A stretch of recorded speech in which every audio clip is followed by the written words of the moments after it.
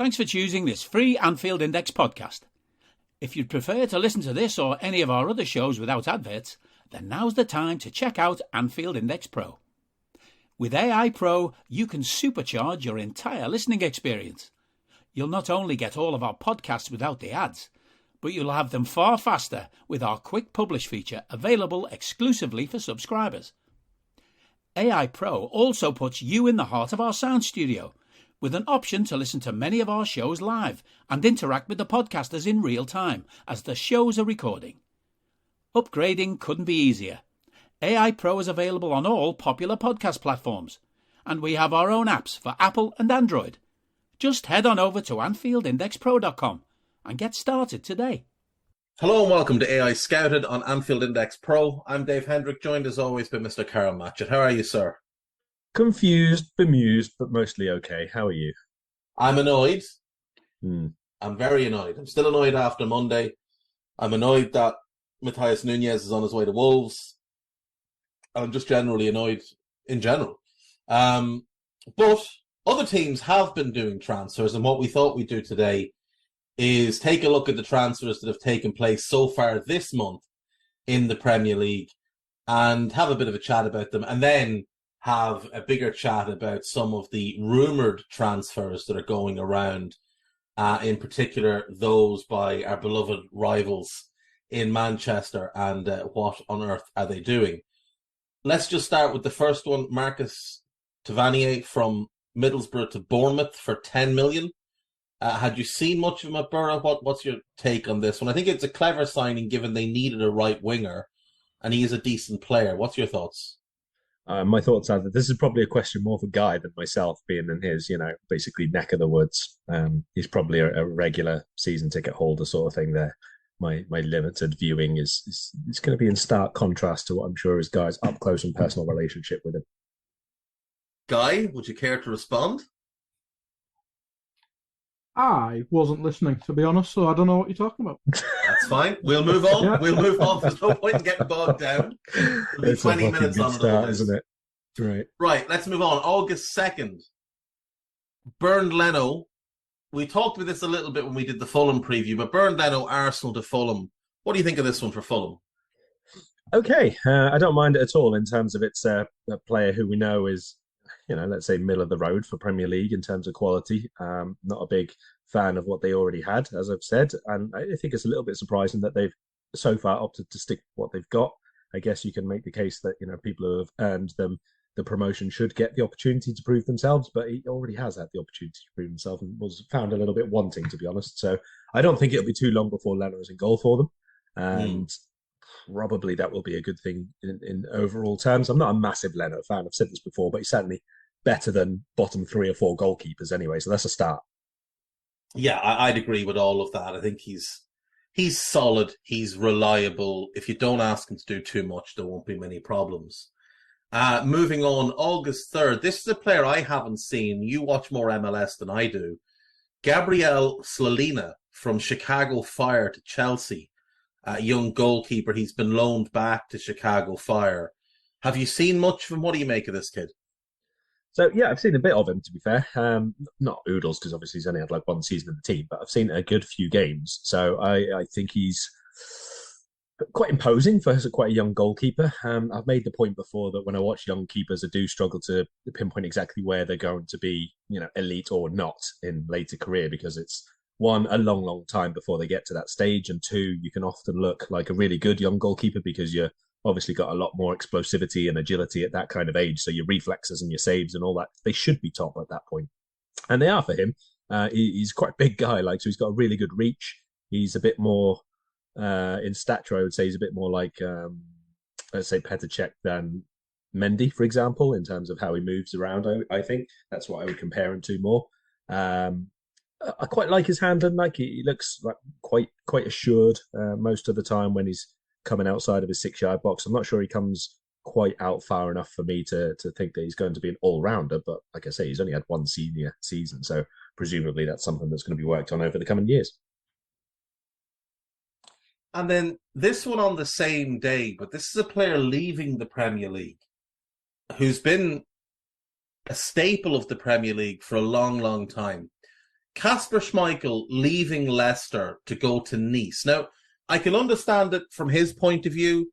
One last new opportunity in his career, a chance to go and live in a place that's absolutely stunning.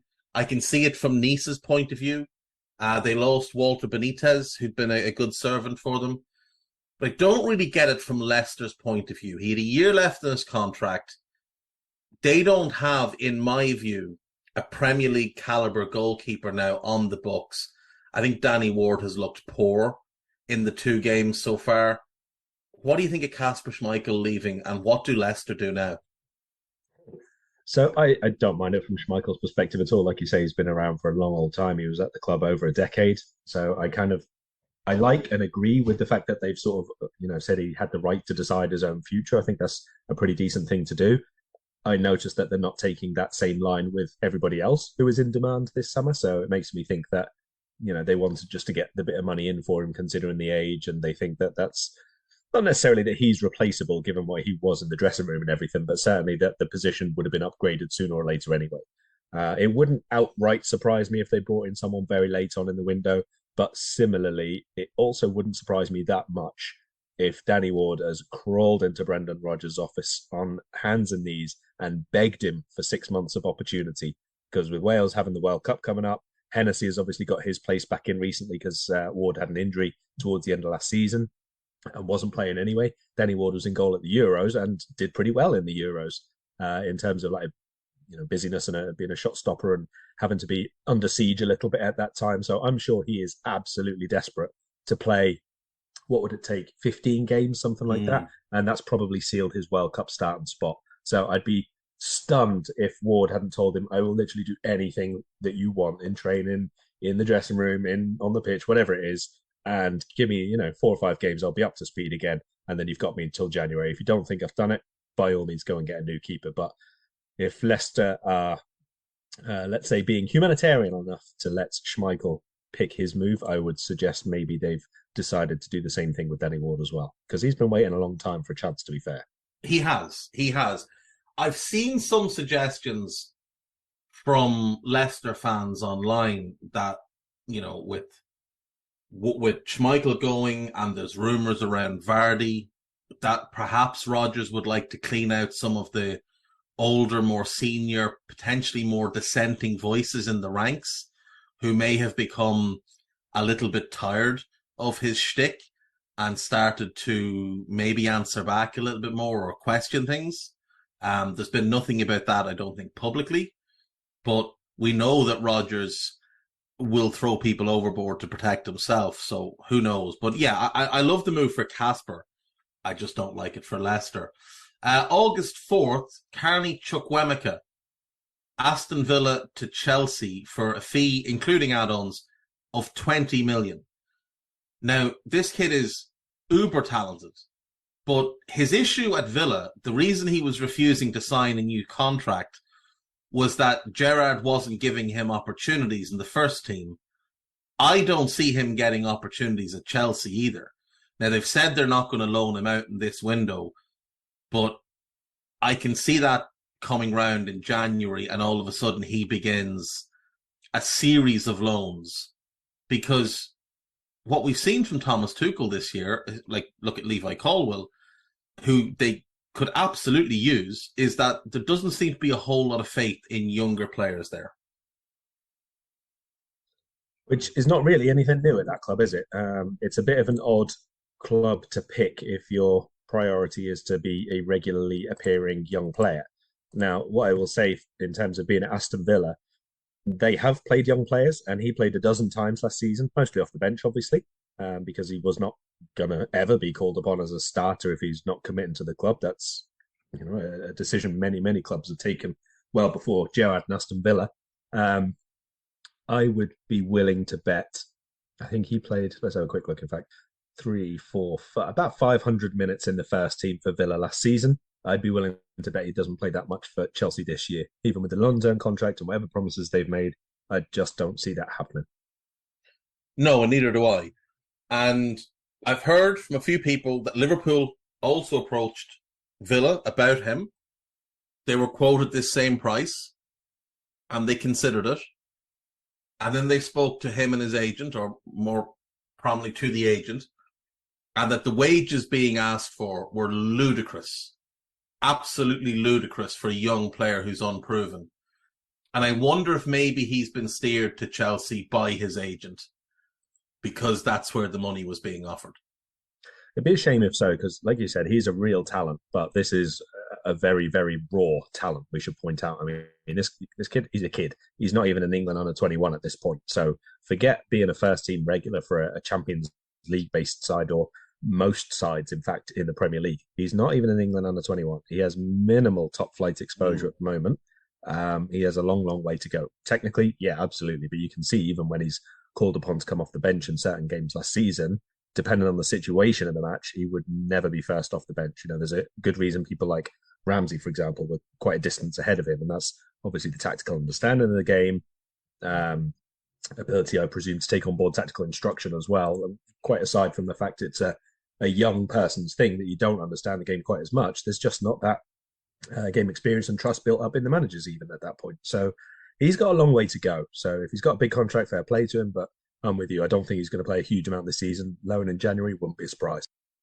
Yeah, I could see him ending up at Crystal Palace or Brighton on loan and potentially ending up there permanently in a couple of years. And while he may have been looking at Jacob Ramsey and thinking, well, like, you know, I'm more talented than him, why is he in the team ahead of me? Jacob Ramsey is 2.5 years older than Carney Chukwuemeka. And when he was Chukwuemeka's age, he was only starting to get a run in the first team. So this just comes down to, I think, a complete lack of patience from this young player who's, like we said, exceptionally talented and hopefully has a great career ahead of him. But I think he's been really badly advised. I really do. And Villa have gone out of their way at times to keep him happy. Like, they signed his brother, who really wasn't good enough to go to a club like Villa. They signed his brother to keep him happy. I don't think Gerrard took the best approach with it by leaving him off the pre-season tour. But at the same time, Gerrard does seem to be trying to, you know, take a hard line with a bunch of things this summer. So it is what it is. That's all from that day. Let's move on to August 5th, where there was a lot of movement. First one, Max Cornay, Burnley to West Ham.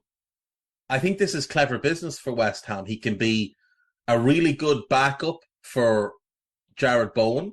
He can play on the opposite wing. He can also give you some cover at left back if needed, and he can play up front. I quite like this move. I thought he was one of the few bright spots in a really bad season for Burnley last year that culminated in relegation. Yeah, I mean, I remember talking about it at the time. I think Max Cornay and Burnley are maybe the weirdest mix I can remember in Premier League history, or at least in the last 10 years or something like that. Completely go against the grain for everything that I know about everything about those two entities.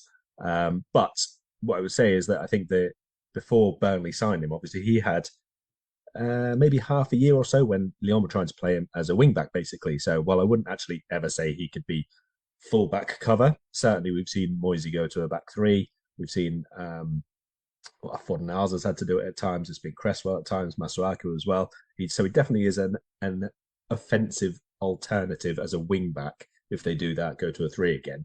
But definitely in the 4-2-3-1, as they have pretty much bog standard now for the last year or so, really, really good option there. And I quite enjoyed him playing through the middle last year as well. So in theory, you can play all the way across that line of three. You could even somehow shoehorn all four forwards in at times if you need to, with him, Scamacca, Antonio, and Bowen. So they've got a bit of depth there. I think maybe it's a little bit of an overpayment, but I guess 17.5 million is probably about the going rate if you're bringing in any kind of forward whatsoever now. So decent pace, got skill, decent outlet for them. I think I wouldn't be surprised to see him be a first teamer for them. Maybe not all the way through the campaign, but certainly for quite significant stretches. I prefer him to Ben Rama, let's put it that way. Yeah, I think he's more reliable than Ben Rama. I think the best of Ben Rama is probably better than the best of Cornay, but you get Cornay's good games more often than Ben Rama's good games. Shane Duffy Brighton to Fulham on loan. He's an experienced Premier League centre-back. My assumption is he's only really going there to be depth, to be the type of fella you put on with 10 minutes to go when you're trying to hold on to a result, who'll head it and kick it as far away from goal as possible. Well, I mean, it was needed, wasn't it? Because it started the season with Tim Ream playing against us, and while we were absolutely diabolical that He day, looked like Maldini against Bobby, though, in fairness. I don't think they'll want him in for the entire campaign anyway. They've done all right to start with, to be fair, considering the minimal additions that they've made over the summer, and they've got 2 draws to start with, but 1, Liverpool didn't turn up, and 2, Wolves don't have any attackers. So I don't think that that's absolute evidence at this moment in time. I imagine that he will get some games sooner rather than later, maybe the same as Leno. They're waiting for one big, terrible defeat, and then they'll make the wholesale changes kind of thing. But like you say, if they bring in somebody else, then maybe he's only going to be the third. I know you like this guy, but I think this is an overpay. Mark Cucurella from Brighton to Chelsea for £60 million, or 60, I think it was 62.5, including add-ons, plus the loan of Levi Colwill for a year. It's a wild overpay, let's be honest. I think the Brighton deal last year for the 20 release clause was really good business. I think if he'd have gone for 30 this summer, that's a 50% profit for them in the space of a year. That's very good business. I think it probably would have been about on par for his performances last year. But, the top teams and the fullbacks, what they like to do. Apart from us, it seems we're the only ones who sort of go quite low in that position, and everyone else just seems to pay absolutely extortionate money. So, yes, it's a really important position. Yes, I really, really like him. And yeah, I think he'll be a lot better as a wing-back for Chelsea than he was for Brighton or as a left winger for Getafe, just purely on the basis that they have better forwards. There'll be a lot better movement around him. There'll be people much more capable of playing at the 1-2 wall passes with him so he can get behind the defence and deliver more crosses and all the rest of it. I absolutely do not buy into this theory of him playing as the left centre-back. Yes, okay, he can play left centre-back because he's left-footed and is a defender, but that's ridiculous. It's like... He's 5'8". He's 5'8". He has played there on occasion because he's had to. But at Getafe, his best performances consistently came left mid in the 4-4-2. And that is because he's a ball carrier, because he has really, really good delivery from wide areas, and because he's aggressive tracking back. But you don't want him to have to stay back. You don't want him to have to be the building passer from deep. That's not what he is. So wing back, maybe he'll play at centre back a couple of times, but I'd be surprised, to be honest.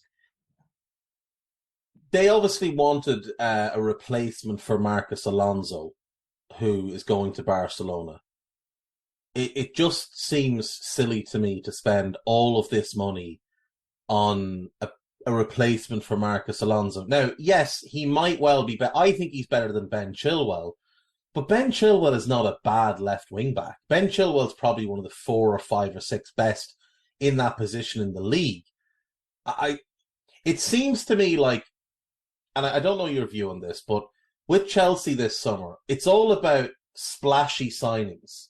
Like, I really like Raheem Sterling. I think he's a great buy for Chelsea, but it's a splashy signing.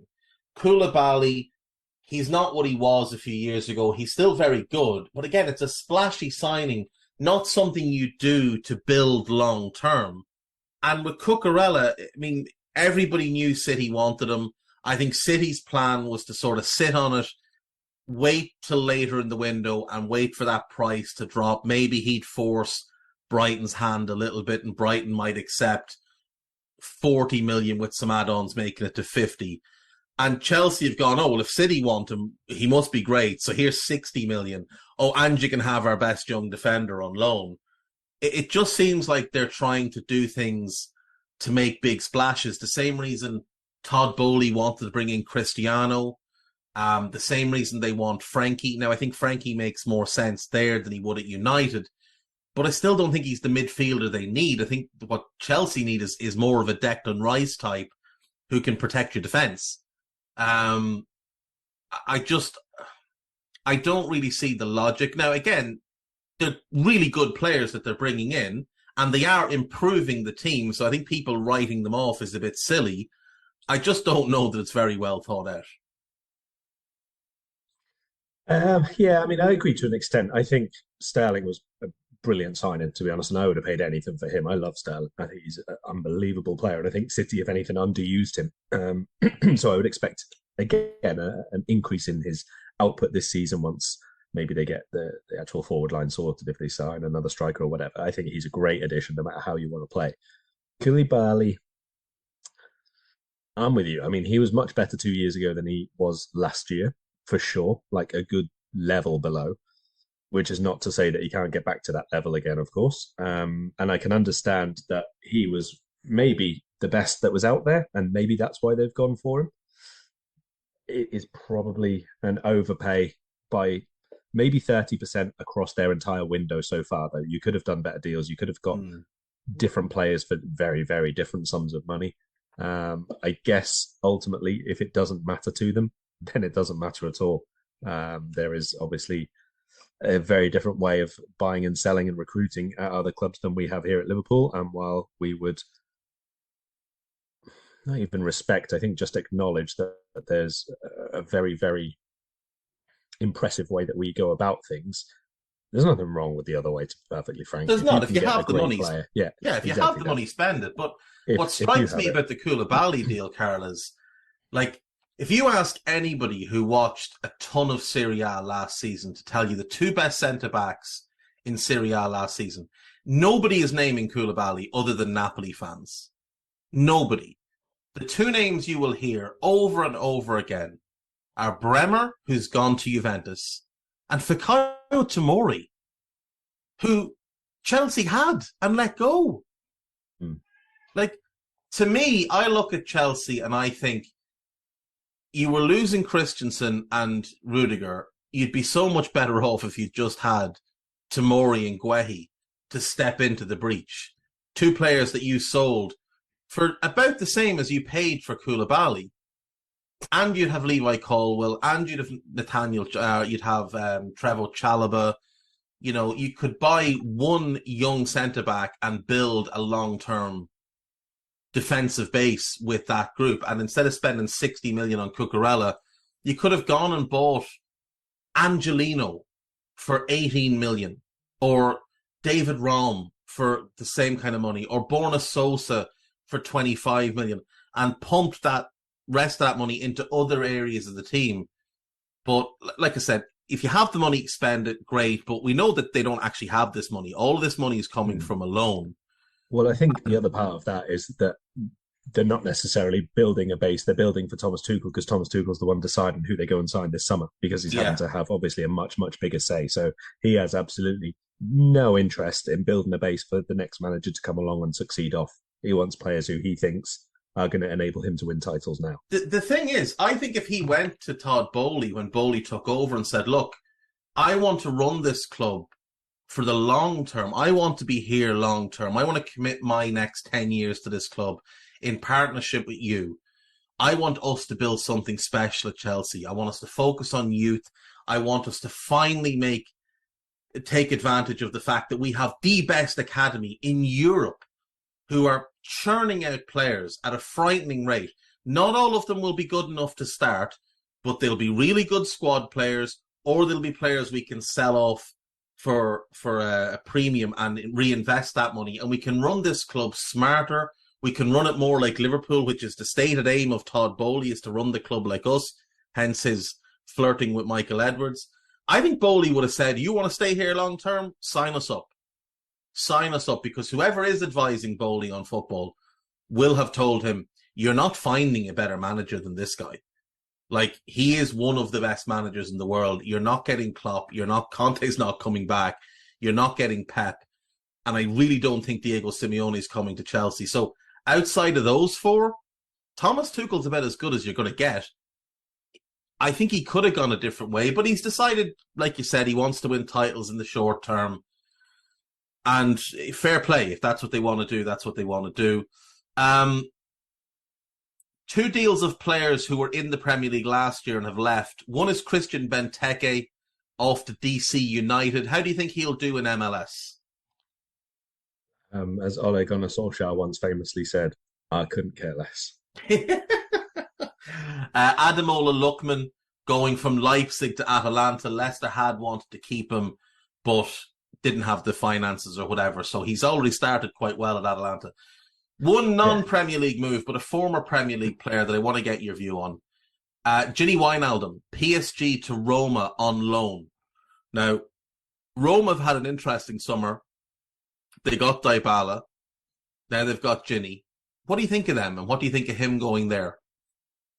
So I don't mind the move there. I think you probably did need someone who could, put a bit of trust in him as a midfielder, because it seems to be what he is and wants to be now. We'll wait and see. I think if that means that he's someone coming in because Zaniolo's going to go. Obviously, there's been rumours about him all summer long between Juve and Spurs.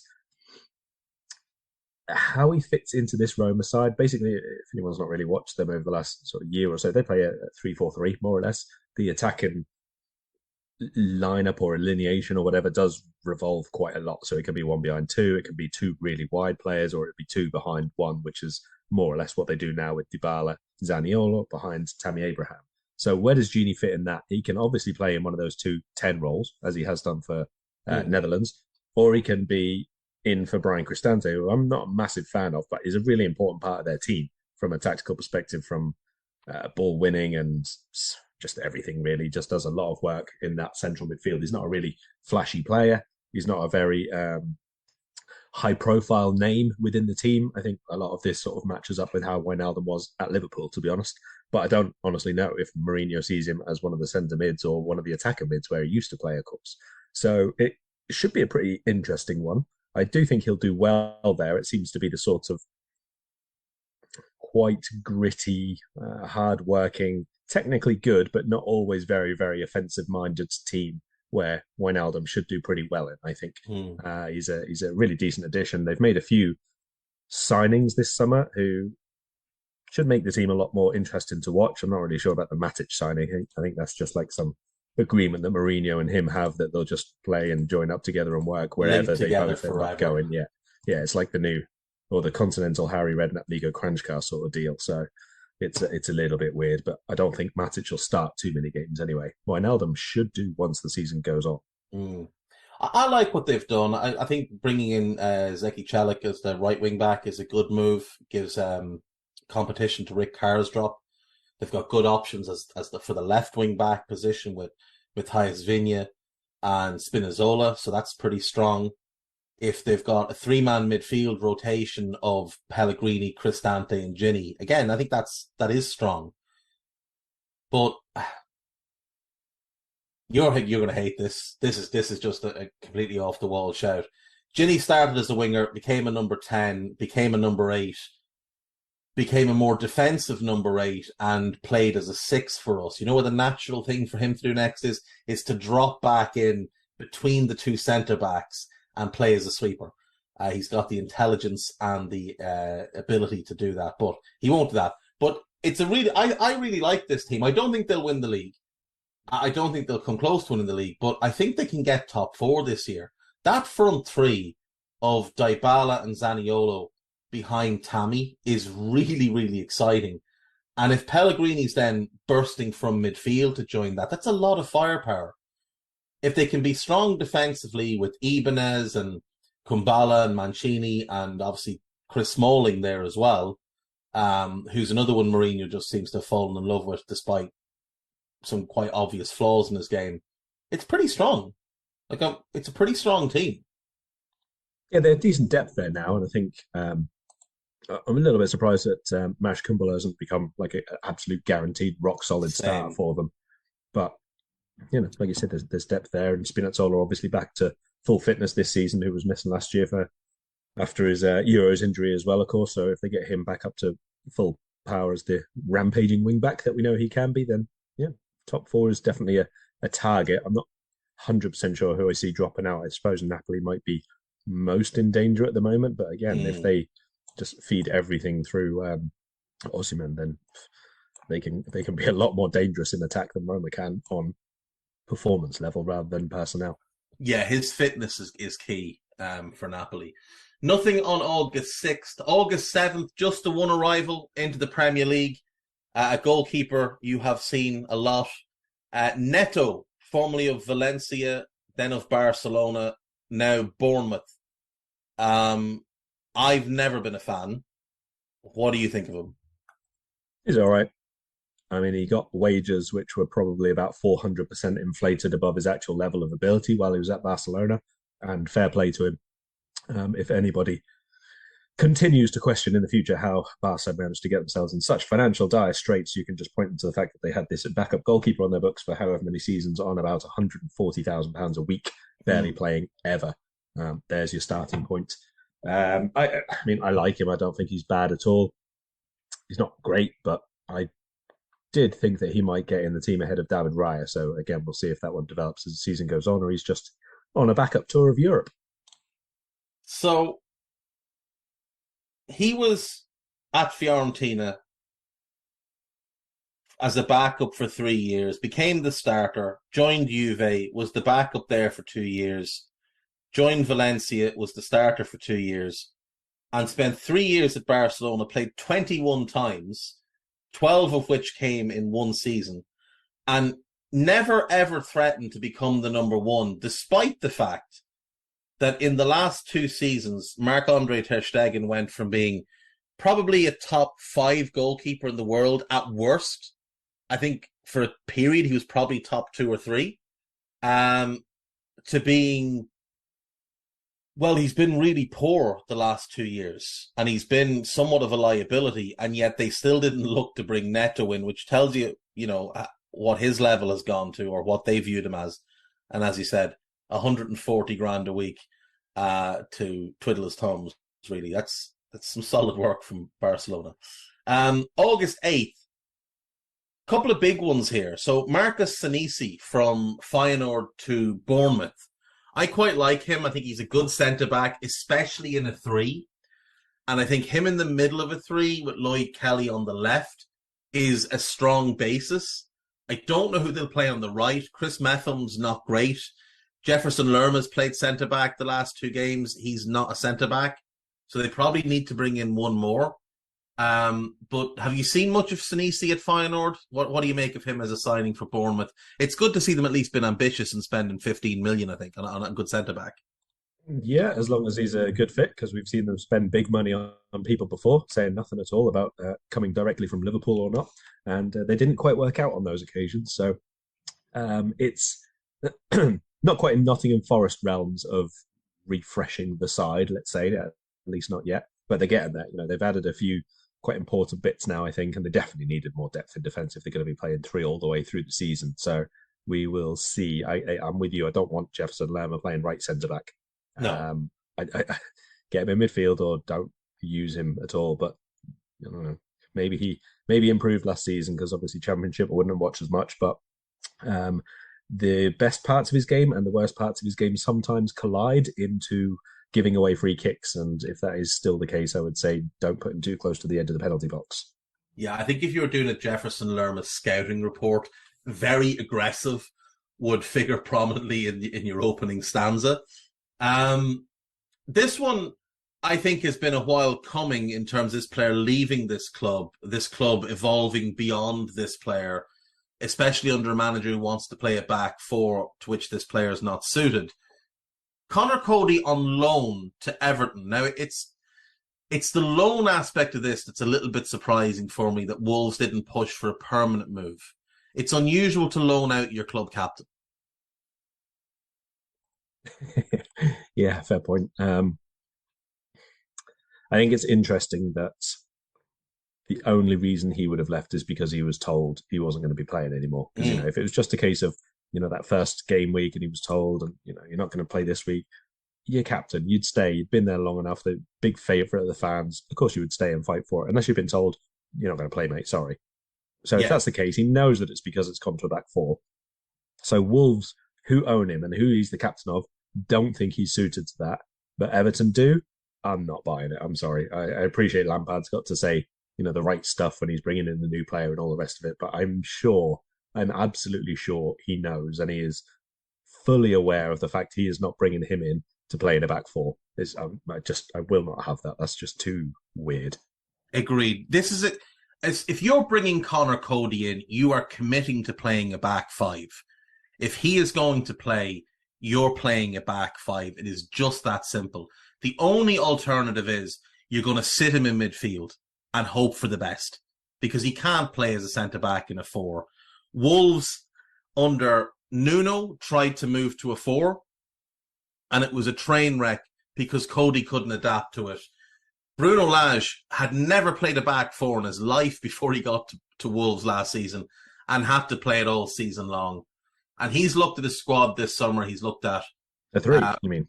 Or he's never played a 3, sorry. He's never played a 3 before. But he looked at Nathan Collins, who he signed. He looked at Max Kilman, who was outstanding the last 2 seasons. Totti, the young Portuguese centre-back, who looks promising. And Yerson Mosquera, the Colombian that they brought in last year, who was injured for quite a bit of the season.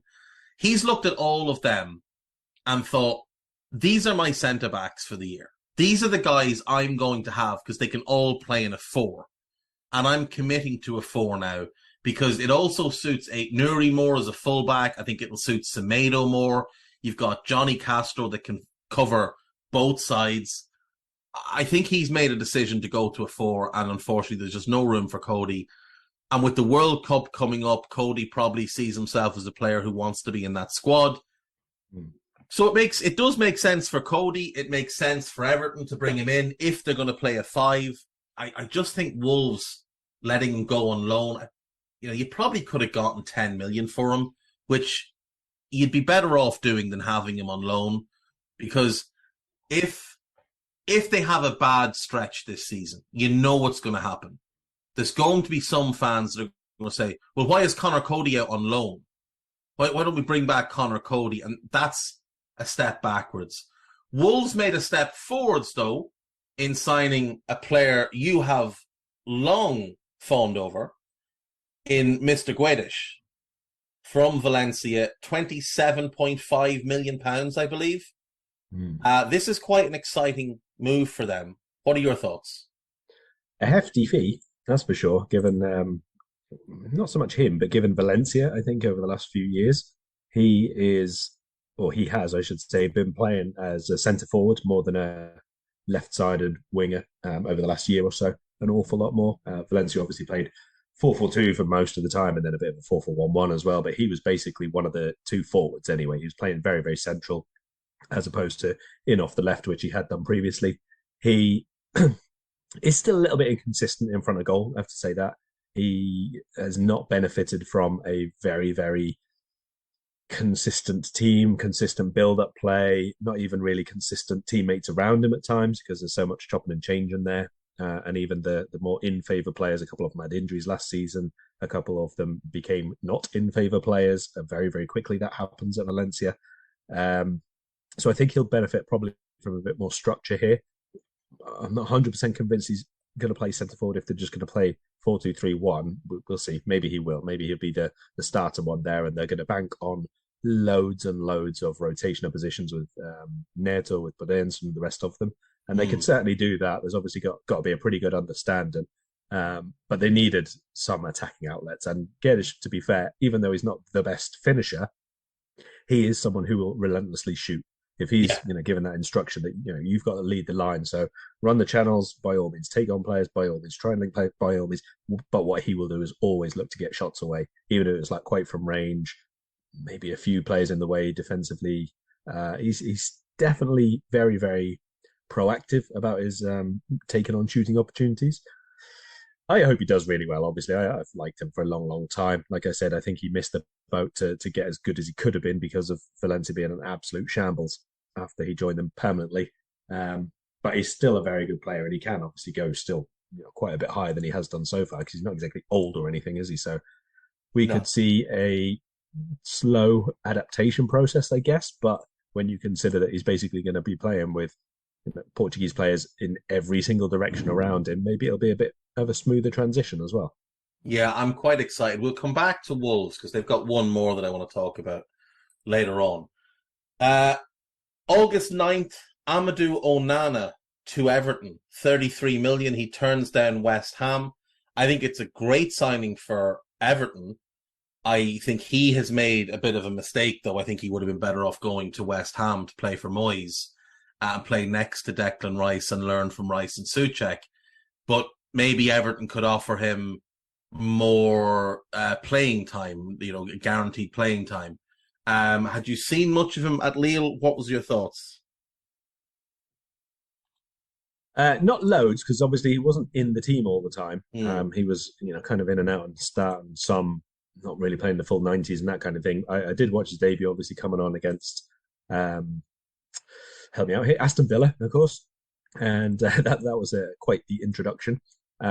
Actually, while we're still on that game, we might as well just touch on the fact that it was probably noteworthy when Everton were chasing the game late on, and Lampard went to a 4-2-3-1. It was Cody who came off.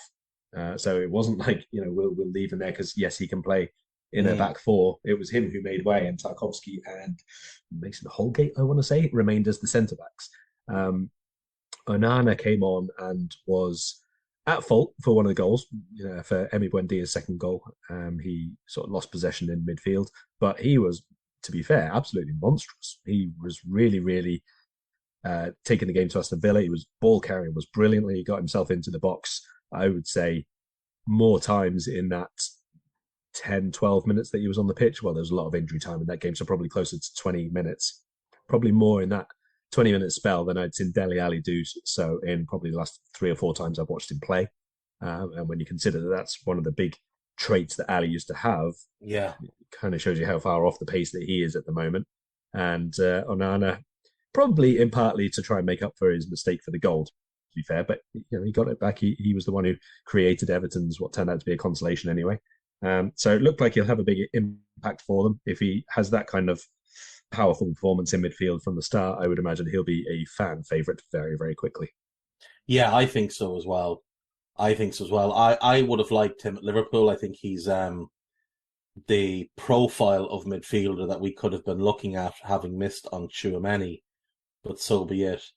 And I think you're right. It was Cody that came off, and it was notable that when they went to that 4, they weren't going to trust Connor Cody to play.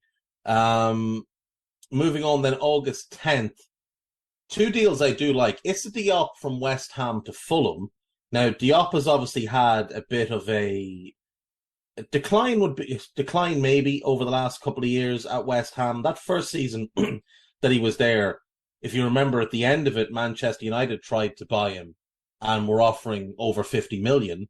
He never recovered that form, and now he moves on to Fulham at 15 million. I think Diop and Tosin is a fairly strong partnership. They'll have pace. They'll be good in the air. They both make some mistakes on the floor, but they're 2 good centre-backs, and it's a better base for Fulham to have those 2 with Leno behind and, say, Mbappé and Robinson as the fullbacks. It's a pretty strong defence, in theory. Yeah, not bad at all. Yeah, in theory. We'll see. I like the way that you hesitate over saying he's declined over the last couple of years, because the truth is we don't know, because he hasn't really been playing. I therefore expect that it will take a little bit of a while for him to get back up to speed, form a new partnership, all the rest of it. But in general, yeah, he was a really good defender. There was a point when I definitely wouldn't have minded him being like Liverpool's 4th one, for example, before we'd gone and got Konate. Probably the year before that, in fact, yeah. So, in theory, like you say, very, very good. Remember seeing him play more on the right, where Tosin obviously plays for them. So we'll see if he can adapt, or whether they're going to go to a 3 as well, or what it is. There's plenty of options there for them to switch things around. But at the very least, again, you're talking Premier League quality. At the very least, mid-table Premier League quality. And when you're coming up, that's something you need to do. It's not just add numbers. It is add people who are going to make your team not the 3 worst sides in it. So if you're adding players who are, around 12th, let's say, for someone like Bernd, Leno, and then you can do the same in front of him as well, then you're taking good steps towards making yourself safe, I think. Yeah, I'd agree with that. I would agree with that. Next up then, Brentford, Mikkel Damsgaard for 15 million, coming from Sampdoria. They had a need in midfield with Eriksen having left, and they've been, a very good base for Danish players. He'll join a strong Danish culture there with the manager and with the likes of Norgard and Jensen and others. I like the signing. What do you think? Well, firstly, I'll have to apologise to all Brentford and Bournemouth half supporters because I said Raya instead of Travers earlier on. Guys told me off in the background, so apologies for that. I got my cherries and bees mixed up apparently. I don't know how I missed. I don't know how I missed that because Mark Travers is an Irish goalkeeper, so I'm contractually obliged to defend him at all costs. And you do usually really enjoy pointing out my mistakes as well, so it's a double oversight from you. Yeah. I mean, I didn't actually see too much of Damsgaard play, to be honest. There was obviously during the Euros, he was then linked with, I think, about 700 teams for about 700 million and opted to stay, obviously. And like I say, I didn't see too much of him. So I'm not sure how he actually played last year. If he was, I think he had a couple of injuries as far as I remember reading, but really, really interesting addition. Obviously, we know that Brentford, not Bournemouth, Brentford's signings tend to be very, very well thought out and very well matched up to what they were. Obviously, they had a very big Danish playmaker spaced hole in the squad as well. So he fills that void very, very nicely and a little bit younger and probably a lot more of a sell-on fee, you would imagine, if he hits the heights he's capable of. Yeah, I think that's obviously the plan with all Brentford signings is get them in the door, develop them and sell them on at a profit. And it's something that has worked for them in the past and something I expect to continue to work for them. We had nothing on the 11th. Pablo Mari going to AC Monza on loan, about the only notable transfer. On the 12th, Leicester made their first signing of the summer. Alex Smithies, who'd had a failed trial at Bournemouth, which led to the Neto signing. He signed on to be, I assume, their third choice goalkeeper, and not a whole lot else happened. And the 13th, then things got a little bit busy again. Nottingham Forest, because when there's a gap in the transfer market, Nottingham Forest will be the team to fill it, announcing not one but two signings very late on a Saturday night. Emmanuel Dennis from Watford for 20 million. I really like this deal. And then they also announced Czech Doucouré, and I also really like that deal because he can be extra cover in midfield and he can fill in at the back. I think he's a clever signing. What are your thoughts on these two and then on Forest as a whole? So Kouyaté fine in terms of Premier League and we know what he is, and I think we spoke about it before on Scouted. I actually quite like how he transitioned into a centre-back more than in central midfield in the end with Palace. So maybe he's an option for them at the back rather than in midfield. I really liked the balance of the team that they had against West Ham. It was like quite aggressive in midfield. It was obviously very, very energetic first game in front of the fans and all the rest of it. I'm not 100% sure Kouyaté therefore has an immediate and obvious fit in the midfield. I didn't really know too much about is it Lewis O'Brien when they signed from Huddersfield? Yes. But he played really well. He had a very, very good game in there in midfield, and they've got quite a lot of options in there for the centre of the park now. So I don't know that, like I say, Kouyaté will play too much in there, but definitely bringing up two championship defenders in your back three might not always be the way to go. So again, it might be that he plays a little bit more centre back rather than centre mid for them. We'll see. Dylan's just such a good buy. I think anyone who got any of the three of them from Watford, to be fair, we're going to be doing pretty good deals this summer. Sa, Pedro, and Dennis. So I think he makes a lot of sense as an alternative for Brennan Johnson in particular, who's someone who's going to be able to run the channels and carry the ball really well. You know, we know Brennan Johnson was very, very much in demand this summer, and if they hadn't have come up, well, first of all, they wouldn't have bought all these players anyway, but they would have definitely had to sell him. So if Brennan Johnson has a decent season this year, they're still going to probably have to sell him next year. So that kind of future-proofs him as a ball carrier and outlet. They need depth, obviously, if they want to play the same way and be quite competitive in outside the bottom three and sort of into that sort of 15 to 12 category at the very least, I suppose, which seems to be where they're aiming now, considering the number they've done overall. Yeah, I mean, I really like the recruitment. I think it's all quite pointed. I think every player is signed for a purpose. I've seen some people accuse them of being quite scattergun, and I don't see that. Now, they are being linked with Mopay and Hosty Maurer at the minute, and again, they do fill needs in the squad, you know, like more depth up front, more depth behind Lingard. They've got another player we might as well talk about now, they signed on the Sunday, and that was Remu Freuler coming in from Atalanta. And again, I just think it's a really good signing. Yeah, so I think he is much more the type of midfielder we'll see playing for them there than Kouyaté was with Crystal Palace towards the end, for example. I think he's much more very, very sort of holding, short ball playing, ball winning, organisation, all those kinds of things that what he was sort of most important for Atalanta for quite a while, to be fair. So I could definitely see him playing an awful lot, and especially, like I say, with people like O'Brien coming up from the Championship, that kind of thing. You need, obviously, some elite or former elite level performers to go alongside them to teach them to come in against certain opposition. I'm sure there will be games where they don't play a Jesse Lingard and they play much more of a 3-5-2, but with two of the midfielders being very, very defensive minded, and then the other one is just a combination player, an outlet, a box to box, that kind of thing. So you won't necessarily have an outright number 10 in every single match. Yeah, I think that's fair. I do think that's fair.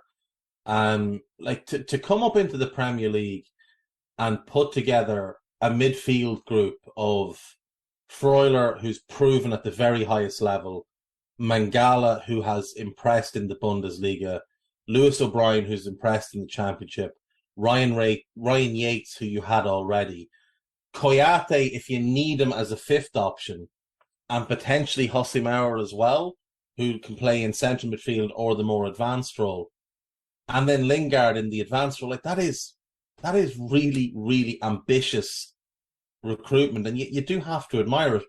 And the thing I really like about it is you go through the signings they've made, they're not, other than Lingard, who's on a 1-year deal, like they won't be committing enormous wages to these players.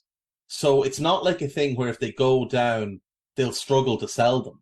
If they go down, they'll find a buyer for Remu Freuler in June. They won't have to wait till the end of the window. Someone will want him because he's a very good operator. So all things considered, I think it's really clever. On to the 16th then. Pervis Estupinan to Brighton from Villarreal as a replacement for Cucurella, formerly owned by Watford, had a couple of really good loan spells while he was there. One at Mallorca, one at Osasuna. He's gone to Villarreal. He's a bit too adventurous as a left-back for the taste of your favourite manager, Unai Emery. So he's played a bit as a winger. But I think as a wing-back, I think he's perfect for Brighton. I think him and Lamptey as a tandem could be a lot of fun. Yeah, really rapid, very, very good ball carrier again. Lots of the same traits that we've spoken about for quite a lot of the players who fill this kind of place for Brighton, to be perfectly honest. I think it's a very, very good buy. I don't think he was used well at Villarreal in general. Like you say, he's much more of an outlet player. He's always really been a wing back, not in a back four. So it should suit him really well, as long as they don't, as Brighton obviously have done, try and put him, right-sided centre-back left-sided centre-back or left of a back four. They've chopped and changed an awful lot around there, but I think they seem to be maybe a little bit better balanced this year in terms of the back five players that they have now. So I wouldn't be surprised if another year down the line, Man City and Chelsea are linked with this kind of player as well. Yeah, I do think that's a good shout. Two other left-backs. Yesterday was the day of left-backs. Sergio Gomez to Manchester City for 11 million from Anderlecht. I haven't watched a whole ton of him, but he is highly regarded. And apparently he is going to be City's backup left-back this season. And they're not going to look for a more senior figure. So obviously Guardiola has high hopes for him. Yeah, he was really highly rated as a kid. As a teenager, obviously coming out of Barcelona, but he's now played for 2, 3, is he on his fifth club, something like that, and he's still pretty young, so he does need now, I think, to, if they're not going to loan him out, then obviously you're talking about a 2-3 year period for him to get up to speed and become a first team player for them, because I don't see him going straight from Anderlecht straight into Man City's team on a regular basis. If they're not going to buy anybody else, you're pretty much hoping that Cancelo doesn't get injured at all, to be honest. Yeah, exactly. You are, because Cancelo's also going to have to be your backup right back. And then Destiny Udogie from Udinese to Spurs. He's gone back on loan for a year. He was another one who was linked to Brighton. Very, very promising young player, but very young and obviously one for the future. I don't know if you've seen much of him for Udinese last season. No, not enough. No idea. No. And then lastly, confirmed today, Tilo Carrere from Paris Saint-Germain to West Ham United. Now, I think this is a bit of a sideways move for West Ham to, sell Diop and get him, but they make 5 million in the process. He's a player who was super highly regarded when he broke through at Schalke, moved to PSG too early, has spent a lot of his time playing out of position as a right back. But I do think he's a decent player. He is a good player. He's not a PSG level player, and he never was, to be honest. He was good when he was in Germany, and he needed a step higher than he was, but not that high. He was never going to be a starter there. West Ham's probably a good scene for him, to be perfectly honest. I think the best thing about him for West Ham right now is how versatile he is. He has played all the way across the back line, both full-back sides. When he was in Germany, played holder midfield as well. So, I don't expect him to play in a double pivot or anything like that. But given the amount of injuries that they have at the moment in Europe, obviously they've got suspensions everywhere because last season when they were going out, everyone just decided to get themselves sent off, including David Moyes. So at least for the qualifiers, we might see him just pop up anywhere and all over the shop. I think it was. Who was it? It was Johnson started centre back, in fact, wasn't it, at the weekend? Yes. So, they very much need somebody to come in and be able to play there straight away. But I would probably expect him to play as many occasions this season, not centre back, as at centre back. Yeah, and he does give them the nice option of going to a 3 with him and Agard once he's fit either side of Zuma, which is a nice little tactical option for Moyes. One other deal that should get confirmed later today or tomorrow then, Matheus Nunes from Sporting Club de Portugal to Wolves in a deal that is done only to hurt me. I think this is an absolutely incredible get for Wolves. I think this guy is absolutely outstanding. I think him and Neves as a pair will be perfect together. Neves to sit, to hold, to control the midfield. Nunes to go box to box, add ball carrying to Neves' passing ability. You put them two as a double pivot with Dendoncker and João Moutinho as depth. That's really strong. You've got the options then of playing either Daniel Pedence or Morgan Gibbs-White as your number 10. You could play Neto off the right with Guedes off the left. And all of a sudden, Wolves are looking really strong in the middle of the park. The question will be who's getting the goals for them. I don't know that Hwang is somebody I'd rely on to get more than 10 to 12. And obviously, Raul Jimenez just hasn't looked the same since his head injury. He's injured again.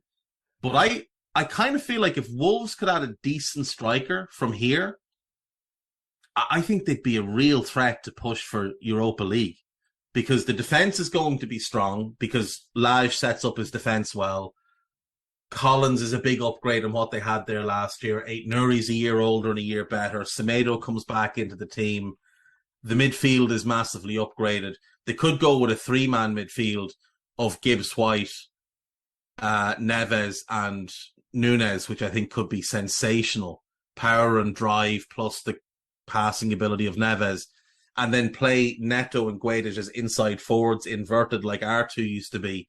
And maybe if they do that with Jimenez, that might work best for what they have. But if they could add a striker, I really start to like this Wolves team. Yeah, it'd be a fantastic signing for them, no question. We may actually have to start calling them Portugal instead of Wolverhampton at some point because it's getting a bit ridiculous now. Really, really quality player, and I would absolutely look forward to watching him in the league. I wonder, the only thing is, it's going to take a little while, obviously, for them to get to peak understanding and all the rest of it. How solid I think they're going to be if they've got a Nunez Neves partnership in midfield defensively, if they're under sustained periods of possession, sustained periods of obviously defensive work and organisation, I'm not 100% sure. That might need a little bit of work. Maybe we'll see them play with somebody just a little bit behind them as well at times, Dendoncker or someone like that. But yeah, in general, I mean, it's looking a lot better than it was last year. A lot more well-rounded throughout the squad. Yeah, I think they've done really well. I think it's great to see them backing Bruno Lage because I think he is a very, very good manager. I saw some people say he's one of the favourites to get sacked first, like before they'd made these last two signings. And I just never saw that because I think he's too good to get them into a relegation mess. And I think they're just very, very lucky to have a manager of his calibre at that club. Right. I've got one deal that's just been done on the continent today before we go on to the Man United rumours to finish. Okay. Tanguy and Nianzou has joined Sevilla. Yeah. He's been at Bayern for 2 years after they got him from PSG and didn't play him a whole lot.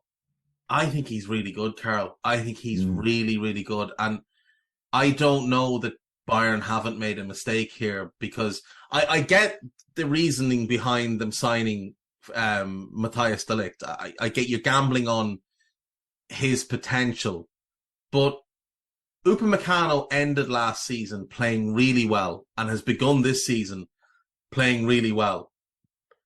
Lucas Hernandez is outstanding. Did you need another centre-back? You had those two, Nianzou and Pavard. I get that you lost Nicolas Sula in the summer. You could have replaced him with, just a cheap option as your fifth centre-back. I don't know that this is the right move to have bought de Ligt and sold Nianzou for 20 million.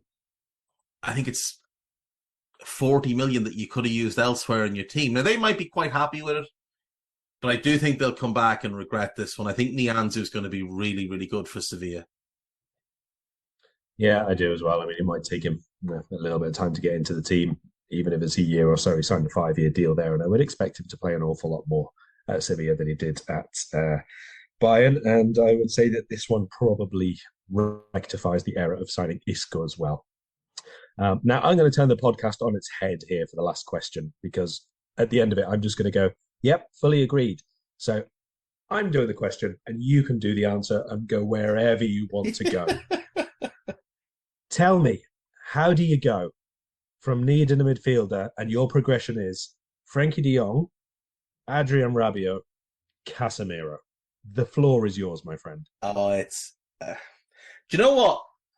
So I heard this rumour last night. It started to go around last night, and I was looking at it and thinking, right, well, he's probably running out his contract and maybe he'll be 40 to 50 million, but he's going to want mega wages, and he's 30. He'll be 31 soon enough. And the only reason Real would let him go is if they felt that he was going to go off the cliff, the way they let Ramos go and were right. They let Varane go and were right. They let Cristiano go and they were right. All of those players, they had gotten the best of.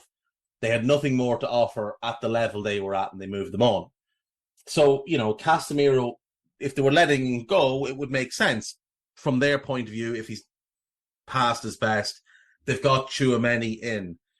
And then I saw reports that United were willing to pay up to 80 million euros for Castamiro and double his wages. Now, he's been at Real 9 years. There's no way he's taking home a penny less than 200 grand a week. So doubling his wages is 400 grand a week. And if we convert that from euros to the Queen's pounds, it's probably 350, 360.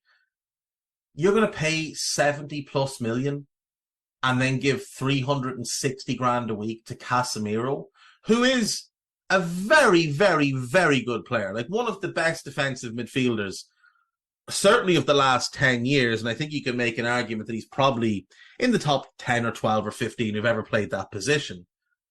But you wanted Frankie de Jong, so you clearly wanted a ball progressor and a ball carrier. Then you move to Rabiot, who I could kind of understand from a footballing perspective because he is a good ball progressor and a ball carrier. And he's 27, so, you might still get a few good years out of him. Obviously, the wages scuppered that one, and he is meant to be a complete prick. And then you go for Castamiro, who he's very good on the ball, but he's a completely different profile of player. His age is all wrong. The fee is ridiculous. The wages will be ridiculous. Have no lessons been learned at all? I mean, Neville and Carragher went through United signings, and I went through them today on the Two-Footed Pod. And, Karl, when you look at their squad, it's not as bad as you think. It really isn't as bad as you think, because what you could do if you were being sensible is you take a look at United and you'd say, right, where are we? We're a 6th to 8th place team right now. Liverpool and City are clear of everybody. Chelsea, Spurs and Arsenal are better than us. We're in a mix with, your West Hams and your Leicesters, and that's fair. That's where we are now. Which teams have rebuilt themselves in recent years and been able to go from where we are to where we want to be, which is winning league titles, winning Champions Leagues and challenging every year? The only club that's done it is Liverpool. They're the only club that have gone from 6th to 8th to title and challenging in Champions League. So how did they do it? Well, they did it slowly. They did it in stages. They did it over a period of time. Klopp took over in October 2015, and the first time Liverpool challenged for the title was the 18-19 season. So maybe we take that type of timeline, 3 to 4 years to build ourselves to that point. So what do we need to do? Well, the first thing we want to do is we want to figure out, what do we have here at the club? Like, what do we actually have in this squad? And who do we want to get rid of? Now, the obvious ones to get rid of: Cristiano, age, ego, awful fit, out the door. Wages, of course. Maguire, age, profile, just not very good, out the door. You will find a sucker. You will find a Frank Lampard to take him off your hands. Lampard would love nothing more than a back three of Tarkowski, Connor Cody and Maguire. He would love it. And then De Gea. Like, he's the third sort of big problem. I'd throw Luke Shaw in as well. I think you could sell him to West Ham.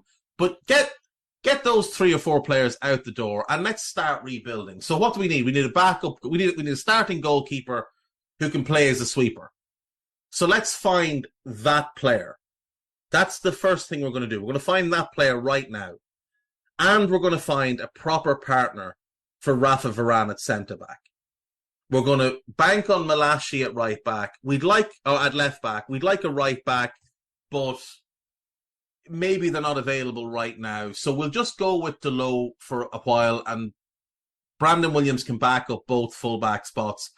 And it's not going to be great, but it'll be okay for a year. It'll help us establish how we want to play. Get your goalkeeper in, you get your centre-back in next to Ramos. That'll allow you to play your higher line and set out how you want to play.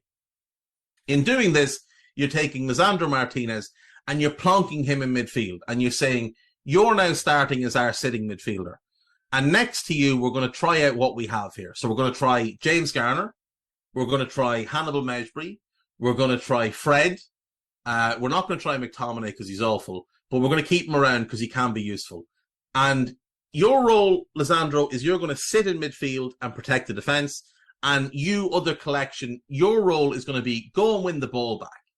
When we lose the ball, you go and win the fucking thing back. That's it. Get the ball, win it back, give it to someone that can play. Nothing else. We're going to make 2 signings this summer. We're going to patch the rest together. We've got a really exciting line of 3 behind the striker in potentially Amad Diallo on the right, Bruno as the 10, and Sancho on the left. We've got a bunch of good young players like Shola Shortire, Garnacho. We've got Ericsson and Donny van de Beek as well. So we're set there. And then up front, it's going to be Martial or Rashford. They're going to rotate, and we'll figure out who the one that works best is. And that's what we're going to do this year. That's what we're going to do this year. And we're going to give all these young players at the club a chance, a real chance. Facunda Palestri, you're going to get your chance. Tahith Chong, you've been waiting for years. We don't know if you're good enough. You're probably not, but you're going to get your chance. Amad Diallo, we spent 40 million on you. You're getting your chance now. And you're going to get a season. We're going to just take this season and see what we have. We're going to buy 2 players that allow us to play the way we want to play. And the rest, we're going to figure it out as we go along. Because we're not under any pressure. We're not in a rush here. We're going to do this the right way. That's the right way to do it. To do it slowly. So next summer, then you go and you buy your right back. You go and you buy that ball-winning midfielder to go next to Martinez if he works there. And you go and you buy your 9. And all of a sudden, you've transformed your team. And you look a much better unit. That's the right way to do it. Over 2 to 3 years. And then in year 4, you should be up to speed with all those players having gotten used to each other and Diallo and Sancho developing into the players they're going to be, and the same thing at fullback and whatever. That's how you do it. The wrong way to do it is to go and spend 75 million on a 30-year-old holding midfielder who may be past his best, and then give him an enormous contract so that even when De Gea's wages drop off the wage bill next summer, you're still lumbered with another albatross, as you were with Pogba's contract, as you were with Alexis Sanchez's contract. Like, they just don't learn. They don't learn their lesson. I think Castamiro was a great player, but I still wouldn't buy him. Not in unless I was a team.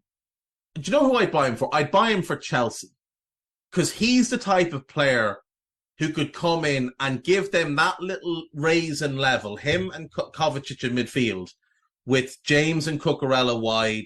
We know the defence will be strong. The attack has Sterling now with Mount and Havertz, so they're going to get goals, maybe not enough, but they'll be a title challenger. Castamiro raises you from 3rd or 4th to title challenge. That's what he can do for you. He can't raise you from 6th, 7th, or 8th to 1st. He can't do that.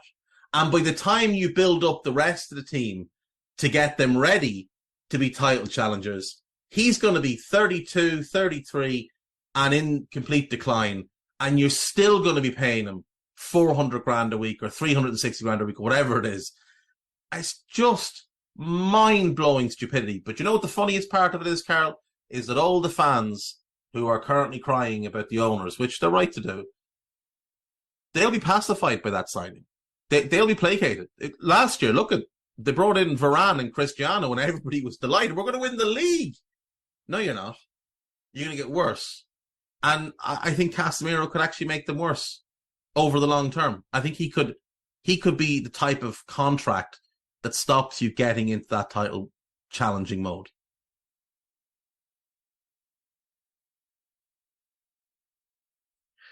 Seeing as Carl's had to go look at houses, I will jump in.